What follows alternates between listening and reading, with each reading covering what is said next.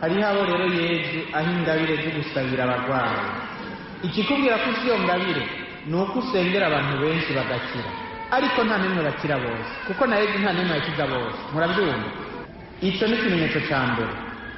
Ikimenyetso cya kabiri ni uko Yezu wenyine akurungikira abantu bagusaba igisabisho. Abantu bagusaba igisabisho atari wowe wabarondeye, mugari wakwizaniye, mu by'ukuri n'umukama aba yabazanye kubera iyo ngabire ufise.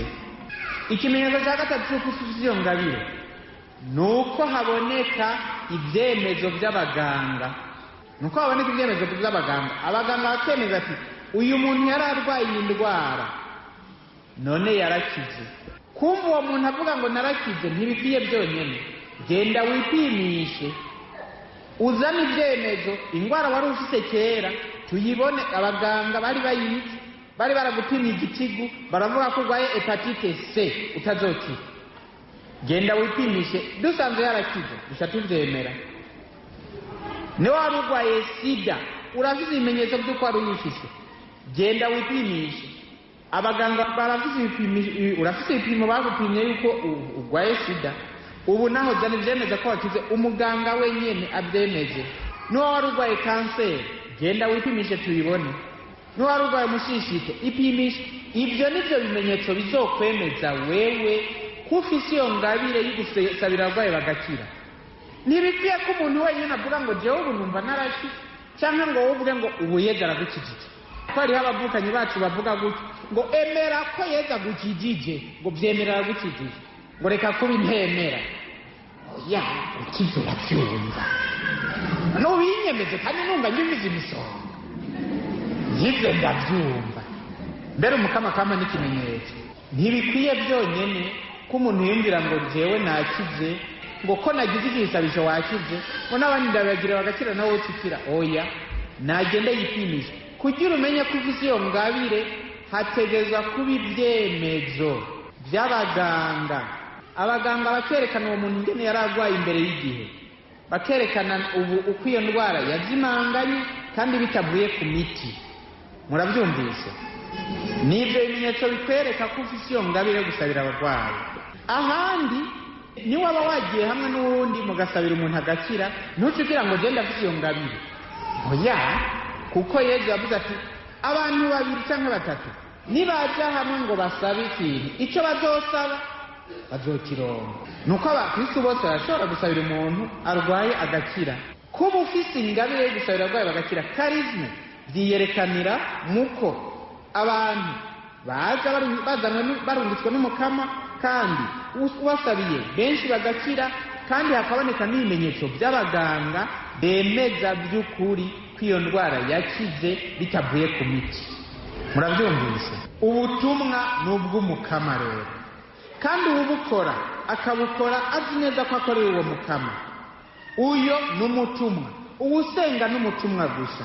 Ubutumwa ni ubw'Imana, kuko urukiza rwose ruva ku Mana, kandi niyo mukiza, niyo ishaka gukiza abantu bayo. Urukiza ishaka gutanga mukamuzi neza ishyira imbere ni urukiza rw'umutima. Hari rero n'inyifato itwereka yuko umuntu by'ukuri afite ingabire yo gusabira abarwayi. Murayitegera neza. Ikizokubwira uw'Imana ahaye iyo ngabire yo gusabira abarwayi ni ukwicisha bugufi. Abo umuntu yicisha bugufi rwose, agamburuka rwose, agambukira abakuru ba Ekleziya rwose. Ndaza kubigaruka kwiga. Umuntu yiyemeza, umuntu yiganza, umuntu w'intabarirwa, iyo ngabire naho umukama yoyimuha ikizimangana, kuko umukama ashima ko umuntu wese aba umuntu yicishije bugufi, agamburuka, yifata ruto, kuko azi yuko ibyo afite atari ibyiwe, ari ibya nyene ubutumwa. Ingabire afite atari ibyiwe, ari ibya nyene kugitanga. Nicyo gituma no mu gusengera abarwayi ubigira ntabigira nk'igikorwa ciwe. Murabyumva? Ntabigira nk'igikorwa ciwe, abikora nk'ubutumwa yahawe n'umukama, kandi biciye muri Ekleziya. abikora nk'ubutumwa, ntabikora nk'igikorwa ciwe. Murabyumva? Nk'ubu wewe niwaba uri kurasabira abantu barwaye, hanyuma berge wa paruwasi akaza arababwira ati umviriza, ibyo bikorwa byo gusabira abarwayi ubanze ubireke kubera ko hari imvo iyi n'iyi n'iyi. Dufate ibikorwa cyo gusabira abarwayi ubanze ubireke, abantu bose baza ku paruwasi kubera yuko hari igikorwa dushaka guhurira ko twese. Ukagaragaza ati jewe ingenda ndabiretse ndabibandanya nyine. Ushaka abarwayi ndetse ndabandanya no kubasabira. Mwabarwayi guma ngaha gume ndabasabira. Mbega icyo gikorwa uri kugikora nk'igikorwa cy'umukama cyangwa nk'icy'iwawe? Nk'icy'umukama cyangwa nk'icy'iwawe?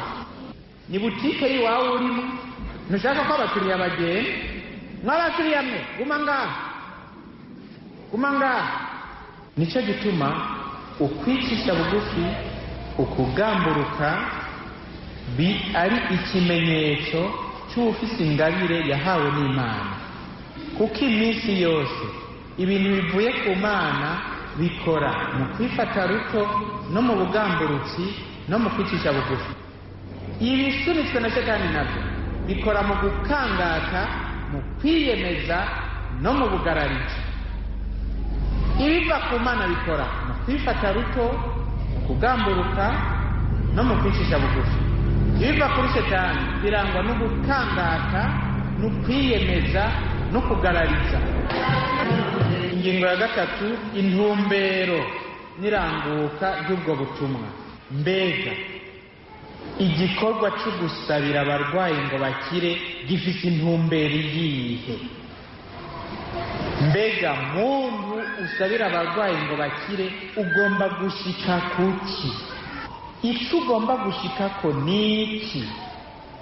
Intumbero ufise ni iyihe? Mu bintu byose umuntu akwiye gukurikirana, kuko ari byo Yesu Kristo nawe yaguma akurikirana.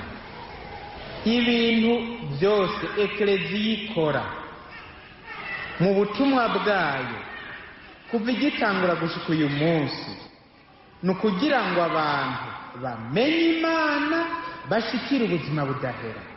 Ubuzima budahera niyo ntumbero y'ibintu byose bikorwa muri ekleziya.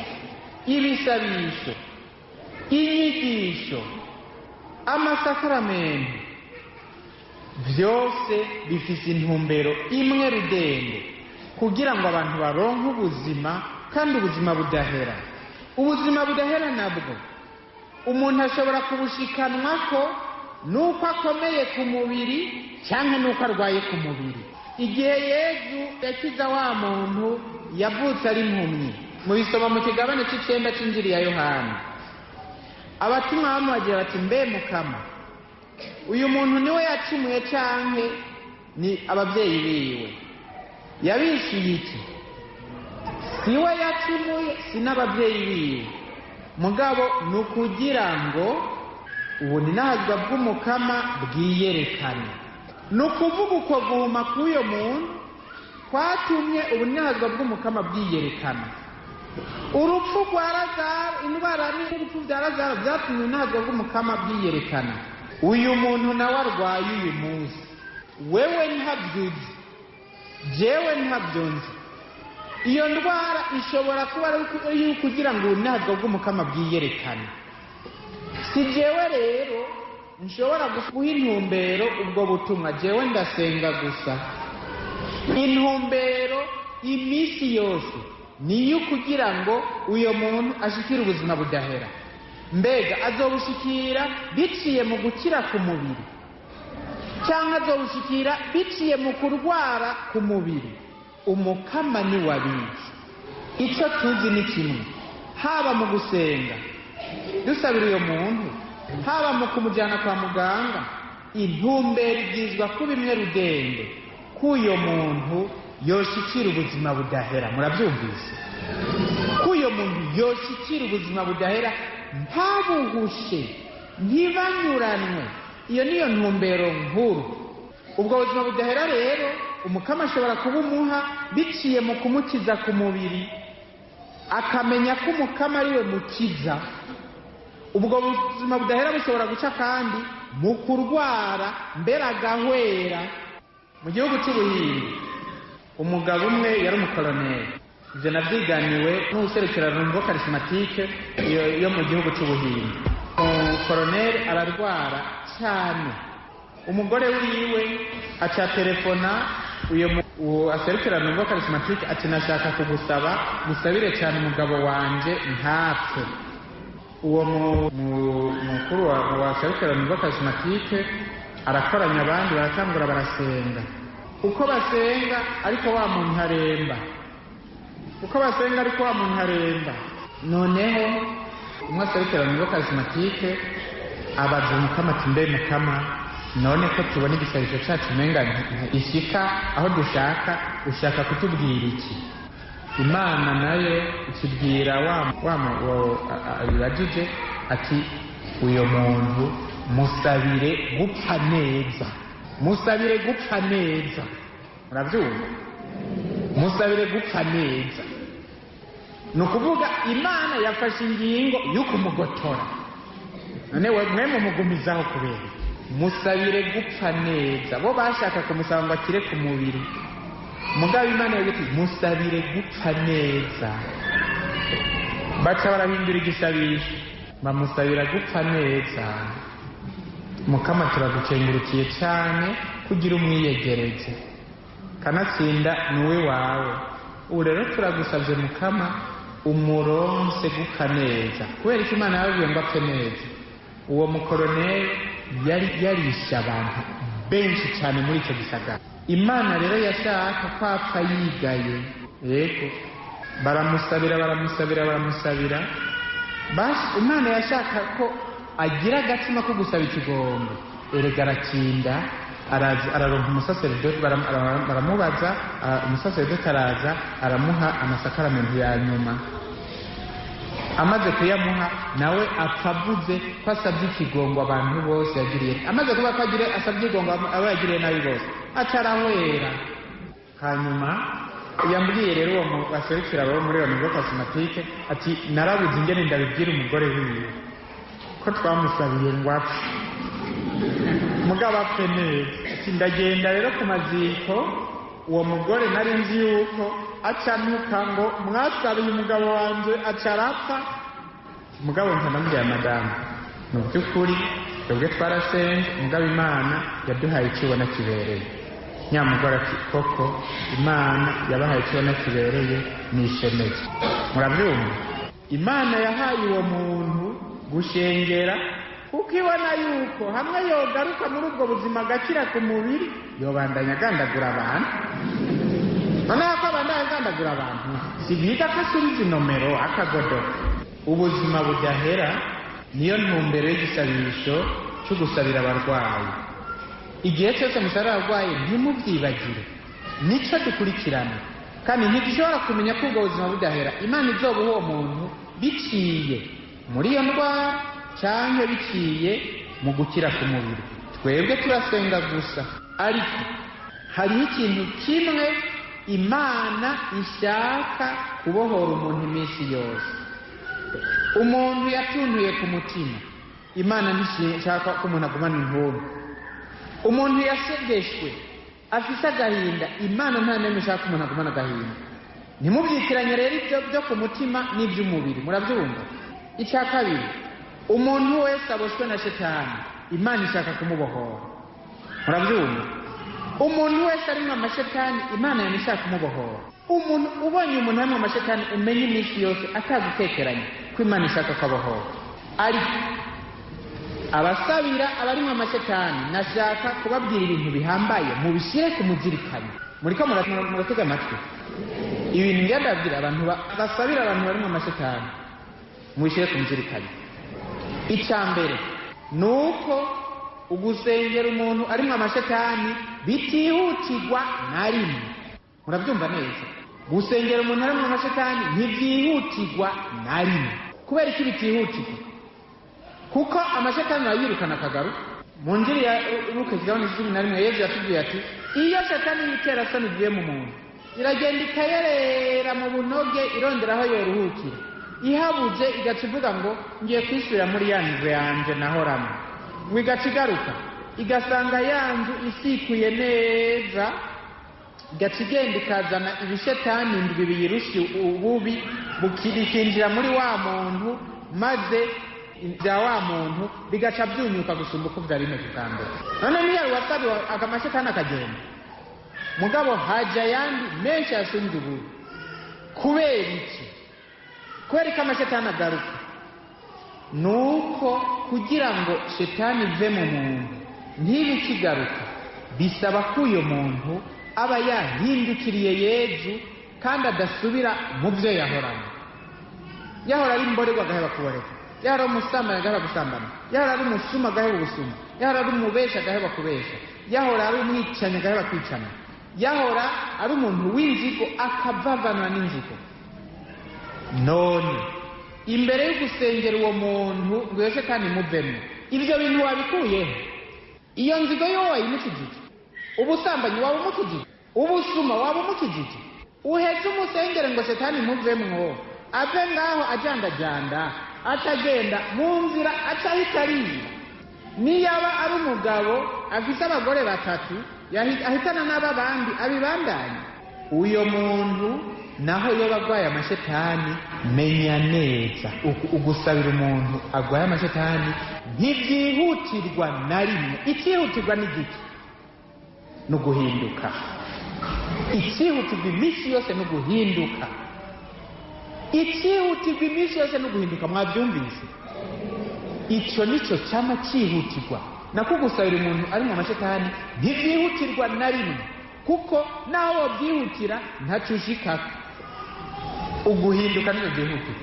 muca mutegera igituma ibisabisho byo gusabira abarwaye ngo bakire no kwirukana amashetani Yezu yabishyize mu nyuma yo kumenyesha inkuru nziza ku isi yose. mushikiriza inkuru nziza ikiremwa cyose. uzokwemera akabacirwa azorokoka, utazokwemera azocibwa. ibitangaro bizokorwa n'abazoba bemeye n'ibyo byibi bazokwirukana amashetani. abazoba bemeye ukwemera d'abord, ukwemera niko kubanza. umuntu abanze yemere Yezu, ahindukire Yezu, abavanure n'ingeso mbi n'igicumuro n'akabi kose. muheze rero mumugire igisabisho.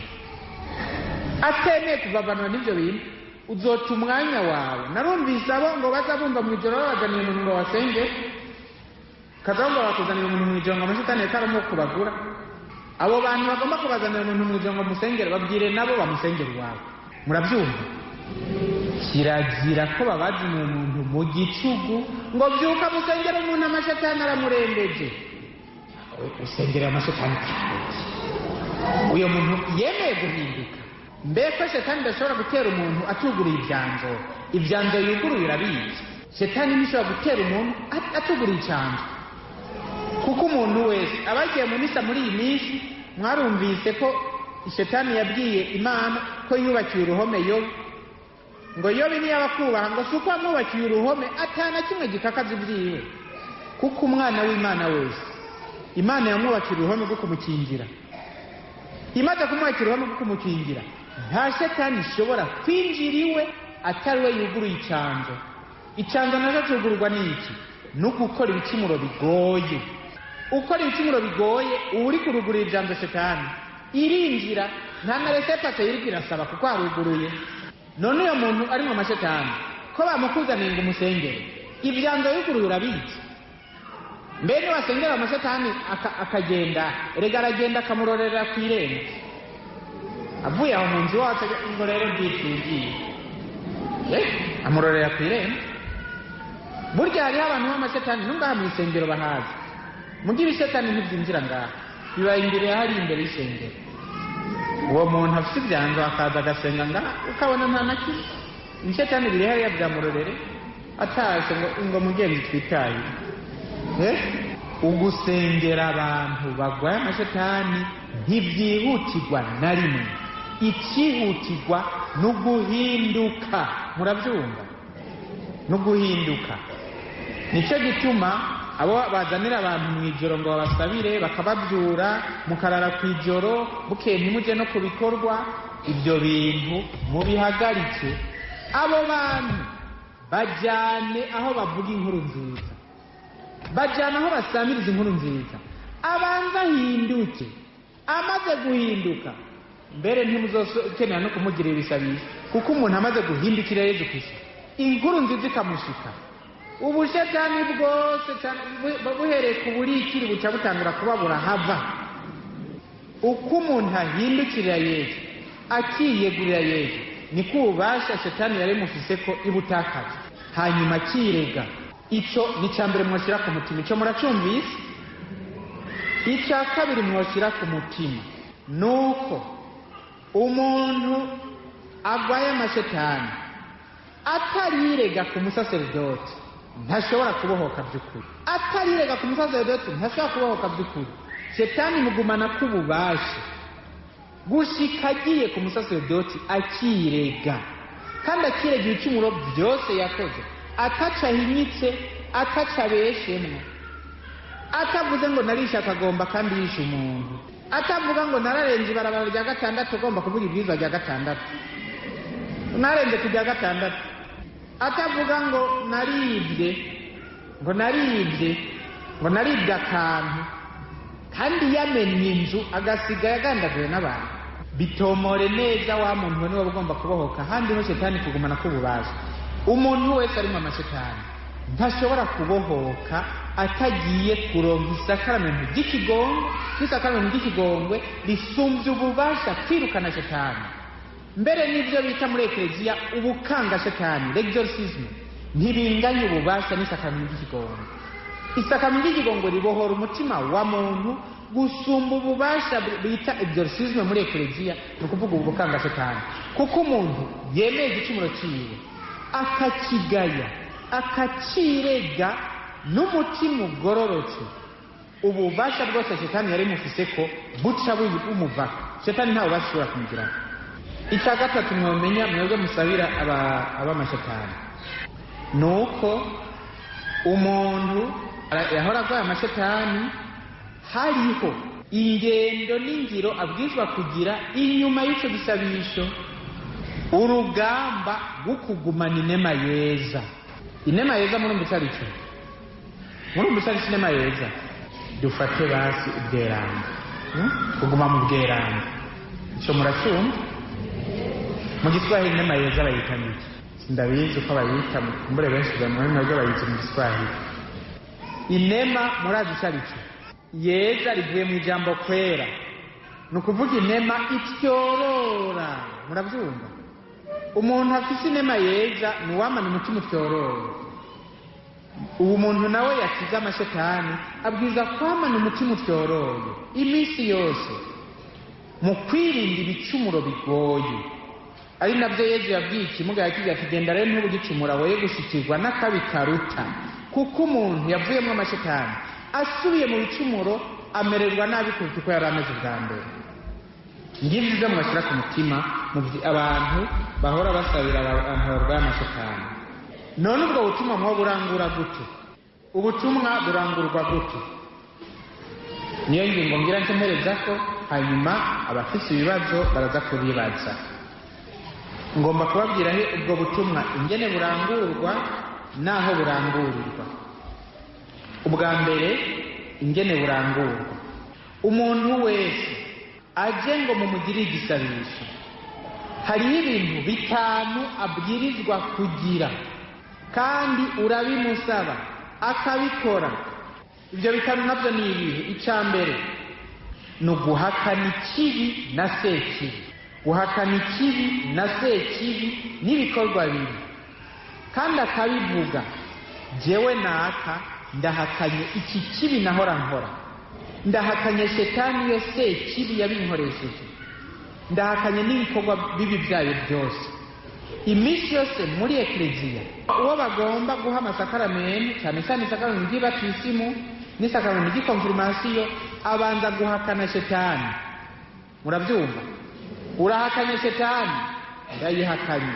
Urahakanye n'ibikorwa byayo, ndabihakanye. Urahakanye n'iyo sambi zayo, ndayihakanye.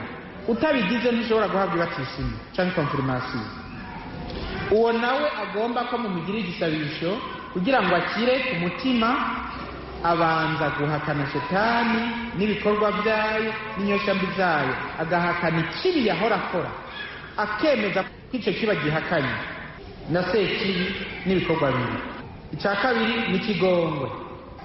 Abwirizwa kwemera gusaba ikigongwe uwo wese yagiriye nabi, akemera no gutanga ikigongwe. Mu gusaba ikigongwe rero hariho ubwa mbere kugisaba Imana biciye mu isakaramentu ry'ikigongwe, murabyumva.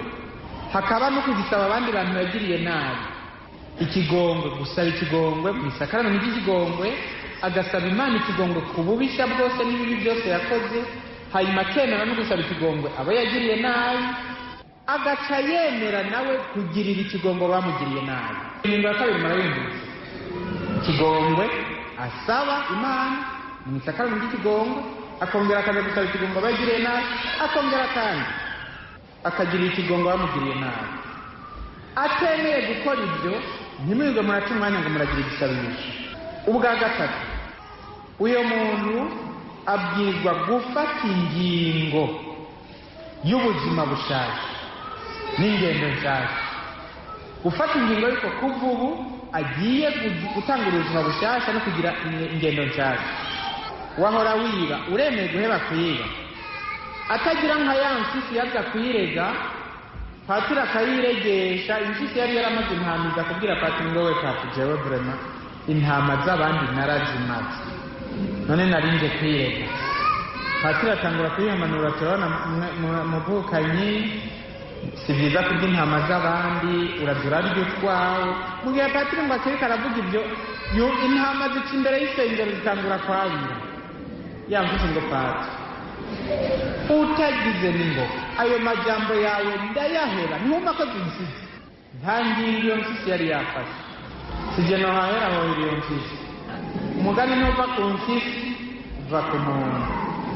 Gufata ingingo rero yo gutanga ubuzima bushasha ni ngombwa kugira umuntu bamugira igisabisho. Ubwa kane, amaze gufata ingingo, uyo muntu aca yemera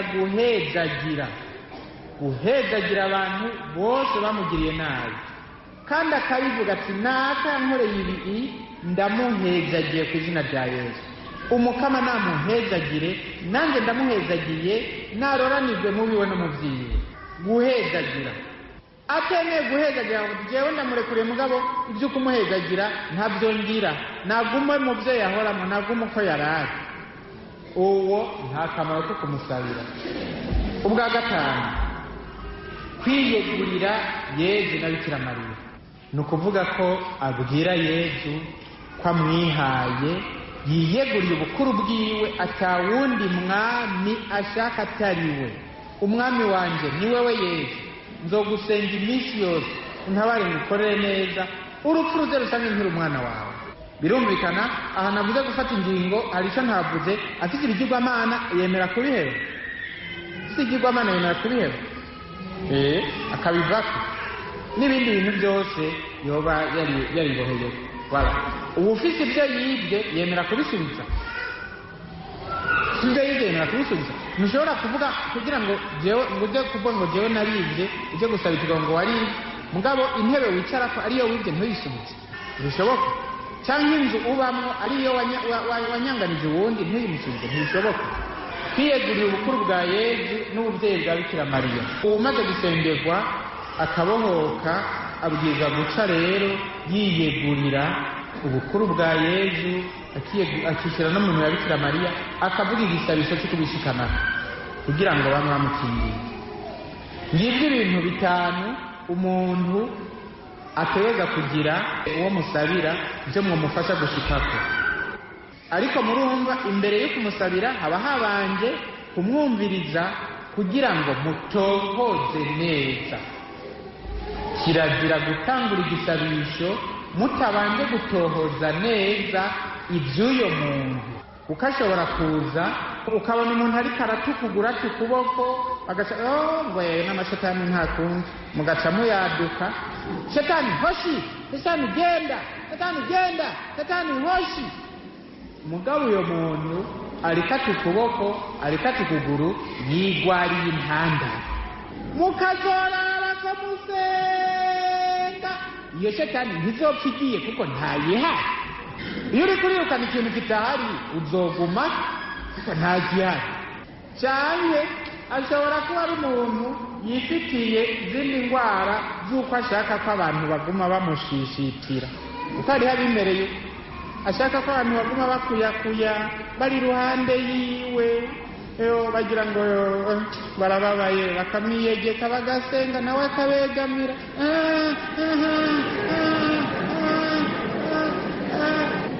ata shetani namba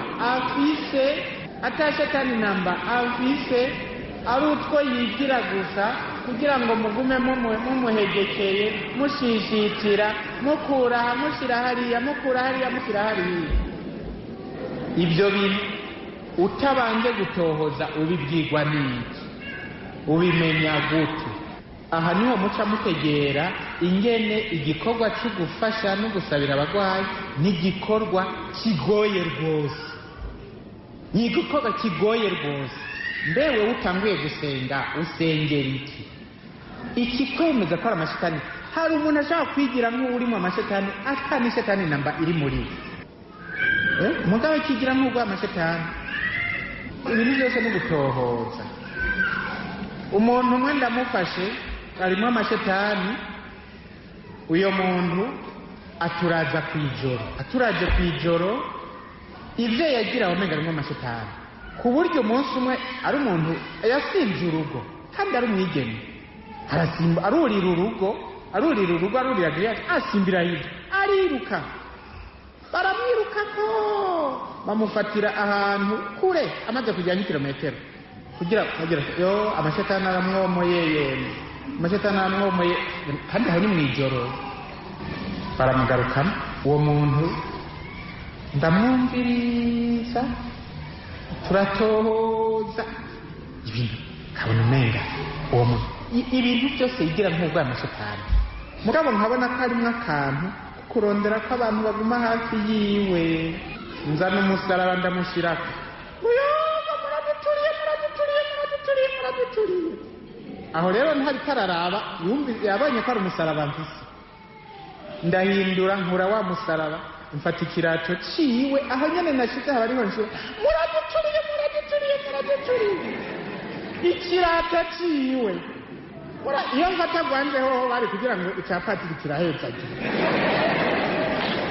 kirata sango yamba muraduturiye. Ndabwira abo twari kumwe nta shetani namba iri muri uyu muntu, murekure baramurekura. Bene uwamurekuye acayigisha nk'ubuvuduka, aravuduka ariruka, nabo bagomba mureke ntimumukurikire, mureke yiruke.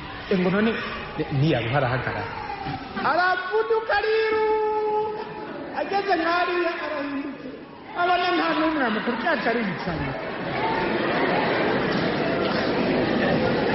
acariyicanira mugabo acayicara mw'ibarabara kugira ngo duce tugira ubwoba imodoka ziramugonga. Ndabwira nti mureke, nta modoka n'imwe mugonga, nizaza arazibisa atazibisa zirihagarika. Uyo muntu hari haje kumubwira wewe nta shetani nambugwaye, ibyo bintu bigirisha n'ubushirasoni ubibandanije ndakotora. Nta mugambi nenshi yo kumwotora gusa kwari ukumuvura iyo ndwara yo kurongera kuguhegekera. Murabyumva? Abantu rero musengera arwaye ndabagabishije n'ibintu bigoye, nobahanura ko imbere yo kubikora mubanza kwitonda. Murabyumva neza? Nico gituma nshikira kuri aho igikorwa gikorera. Iki gikorwa cyo gusabira abagwayi ni igikorwa gikorerwa muri ekleziya. Ububasha bwo gusabira abagwayi bagakira cyangwa ari umuco cyangwa bakabahoka n'ubwa Yesu Kristo yabusigaranye ekleziya yiwe. Murabyumva? Nico gituma burangukira muri ekleziya. Nta muntu n'umwe rero afise ububasha bwo kwiha ubwo butumwa ngo atangura bukore abubandanye atabihawe na ekleziya. Murabyumva? Kuko uri kurabikora utabihawe na ekleziya ntikigira igikorwa cy'ubutumwa. Nibyo witumye nawe uwitumye arihemba. Uwitumye nta mpemba asaba umukama, kandi ntarikakora ari muri ekleziya, kuko ingabire zose zitangwa nk'uko tubisoma mu ibaruwa rya mbere ry'Abakorenti ikigabane c'12. Pawulo atubwira ko ingabire zose mutima zitanga ngo zubake ekleziya. Niko hari ubwoko bwinshi bw'ingabirano, mugabo mutima kabumwe. Hari ubwoko bwinshi bw'imirimo, mugabo umukama akabumwe. Hari ubwoko bwinshi bw'ibikorwa, mugabo Imana ikabimwe, yikora byose muri bose. Umwe wese arahabwa ikimwerekana ko afise mutima ngo bigirire akamaro bose. Murabyumva? Ngo bigirire akamaro bose. Ingabire zose bene izo nabwiye karizme nizo kubaka ekleziya. Murabyumva? Nizo kubaka ekleziya. Umuntu ahawe ingabire yo gusabira abagwayi bagakira nukugira yubake ekleziya, kuko iyo ngabire twavuze ko ari yo kumenyesha inkuru nziza. Mbere mu ngiro y'ekleziya ibikorwa byo gusabira abagwayi bikunda kugirwa mu gihe cyo kumenyesha inkuru nziza, kuko niho Yesu ahagarikira amenyesha inkuru nziza, gukora ibimenyetso n'ibitangaro biherekeza ijambo bigishije. Namwe rero mwebwe mwese musanzwe mwahora musabira abarwayi mubakira iwanyu, ntimushobora kubibandanya mutari kumwe n'abakuru b'ekleziya. Murabyumva? Ni ukuvuga iki? Musenyeri atiye kuri patiri mukuru, wewe usanzwe ugira amahombo cyangwa ugira ibindi bisabisho, akubwiye ati wewe banza urindire, ukabibandanya ntukiri kurakora muri ekleziya. Igihe baba barije mugabo je ndobandanya bambura iki? Mbeko mbona ibyo bintu biruhisha, ko mbona ibyo bintu bitwara umwanya, ko mbona ibyo bintu bikubuza n'ibindi bikorwa wakoze, ubyibohera ko kabukiba bikubuza. Igituma ubyibohera ko bavuze ngo bazirindire n'igiti n'urukundo rwinshi rw'abagwayi cyangwa n'urukundo rwinshi rw'ikindi kintu. Ndiko ndakubaza, n'urukundo oya sinobihagarika abagwayi, n'urukundo rwinshi rw'abagwayi cyangwa n'ukubera ko hariho ikindi rondoro? Kuko n'ubutumwa mwabyumvise, ubutumwa ubuhabwa n'ekleziya. Ekleziya ikubwita ubutumwa bwawe burahagarika. Mwana nk'ubu ndiko ndigisha, musenyeri yovuga ati hagarika muri iyi minsi, ndaguhagarika kwigisha. Mpagarika kwigisha nkajya nkaryama. Ubutumwa ni ubw'ekleziya. Musenyeri avuze ati hagarara, nihagarara. Nawe musenyeri abicisha kuri patiri mukuru. Ugomba gukora ubutumwa muri ekleziya, ubukora ubuhawe mu ekleziya. Muri ekleziya nta muntu n'umwe yirarika, muri ekleziya nta muntu n'umwe akora icyo yishakiye, muri ekleziya nta muntu n'umwe ari bugabo bwigaba. Ushaka kuba muri ekleziya ya Yesu Kristo uteza kuba uri kumwe na papa, papa akaba kumwe n'abepiskopi, abepiskopi akaba kumwe n'abasaserdoti, abasaserdoti bakaba kumwe n'abamenyeshamana, abamenyeshamana bakaba kumwe n'inshingwamuryango. Ni ukuvuga inshingwamuryango iri kumwe n'abamenyeshamana, abamenyeshamana bari kumwe na patiri mukuru, patiri mukuru ari kumwe n'umwepiskopi, umwepiskopi ari kumwe na papa. Murabyumva? Muri ekleziya ya Yesu Kristo nta kajagari, nta bintu by'urudubi bibamo. Ibyo mu bundi budini muragenda muzobisangayo, kuko umwe wese ashinga idini yiwe akaba umupapa w'iyo dini. Uwe niwe papa wawe. Muri ekleziya ya Yesu Kristo, Yesu yabwiye Petero ati uri Petero, no kuri iryo buye nzokubaka ekleziya yanje. Iyo ekleziya y'isi yiwe yayisigaranye Petero.